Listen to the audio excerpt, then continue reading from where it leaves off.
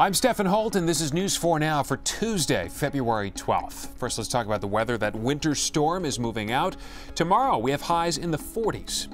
Now to the news, and sadly, we've just learned that one NYPD officer was killed. Another was injured in a shooting in Queens. Police say detective and detective sergeant were both responding to a robbery call at 120th Street and Atlantic Avenue in the Richmond Hill section around 6:15.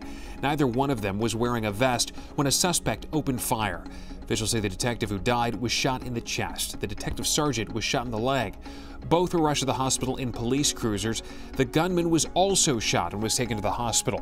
Details are still coming into our newsroom. Visit NBCNewYork.com for the latest. Drug lord Joaquin El Chapo Guzman has been convicted of federal drug trafficking charges. The jury returned the verdict early this afternoon after 6 days of deliberation. The 61-year-old faces an automatic life sentence without parole. His attorneys say he plans to appeal. It's an important day, I suppose, in American history, but the fight is not over. We'll continue to fight for Joaquin Guzman until our last breaths.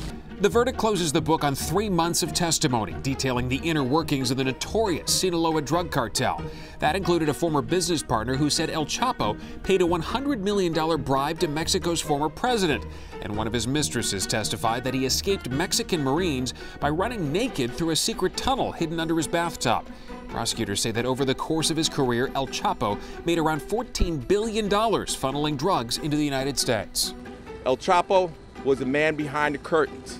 He pulled all the strings. In Connecticut, a break in the case. Police have made an arrest after a woman's body was found in a suitcase in Greenwich. Javier De Silva was cuffed today, more than a week after Valerie Reyes' body was discovered.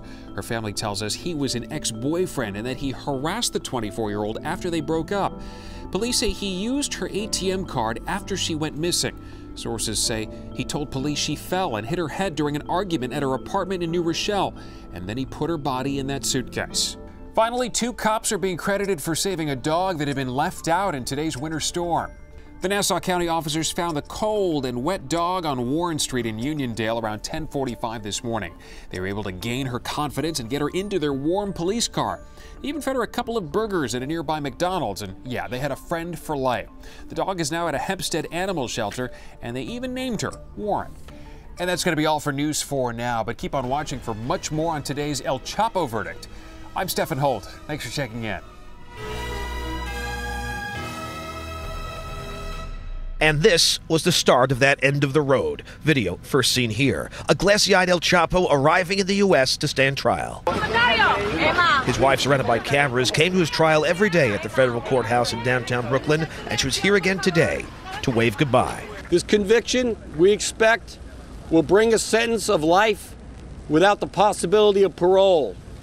It is a sentence from which there is no escape and no return. A jury found Joaquin El Chapo Guzman guilty on all 10 counts in the case, finding him responsible for a $14 billion operation that pumped 200 tons of cocaine and other illegal drugs into the U.S., destroying and taking countless lives in the process.